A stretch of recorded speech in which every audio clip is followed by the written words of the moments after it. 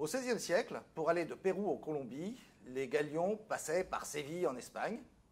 Et aujourd'hui, pour aller de Paris à Varsovie, les startups doivent passer par San Francisco.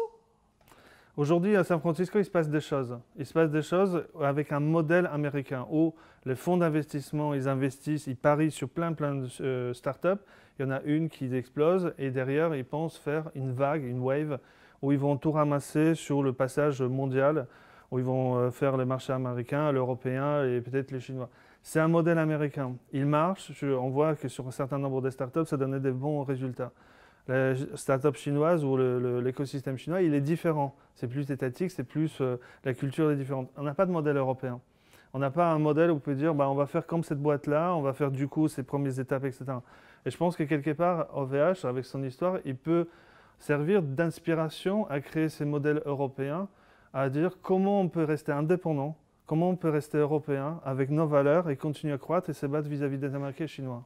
Voici plus d'un an, 13 mois, que vous jouez à Bienvenue chez les Ch'tis et que vous êtes devenu directeur général d'OVH. À ce titre, vous avez dirigé l'implantation aux États-Unis, l'intégration du Next 40 et voici que immédiatement l'Europe et la France particulièrement prennent des mesures et vous proposent le cloud souverain. Alors nous, on ne parle pas de cloud souverain, parce que l'expérience passée du cloud souverain n'a pas été forcément celle qui donne le meilleur des résultats. On parle de plan calcul aussi, qui est pas mal. Voilà, ou des choses comme ça. Nous, on souhaite et on se positionne comme un cloud de confiance, dans lequel la transparence, la réversibilité et l'ouverture sont des moteurs forts de l'ensemble de tout ce qu'on essaie de créer. De la protection des données à la protection de l'environnement. Nous, on est là pour aider nos clients de consommer moins d'énergie, à être beaucoup plus efficaces, beaucoup plus efficients en termes de hardware et derrière de profiter des dernières technologies software. Lors de la keynote, un de nos clients, qui s'appelle Deloitte, qui est un des grands cabinets d'audit et de conseil mondiaux, a indiqué qu'un de ses critères de choix était justement un critère écologique. Et il a choisi OVH parce que nous sommes certainement un des plus vertueux dans ce domaine-là. Une des étapes pour le développement mondial d'une société, de plus en plus souvent, c'est de former un couple de dirigeants comme Steve Jobs et Tim Cook. Qu'est-ce qui vous a amené à choisir Michel Paulin? J'ai eu la chance en fait, de trouver en Michel quelqu'un qui me comprend, mais qui arrive à déchiffrer de manière très facile, parce qu'il maîtrise la langue, parce qu'il a cette intelligence-là, de savoir exactement ce que je veux dire.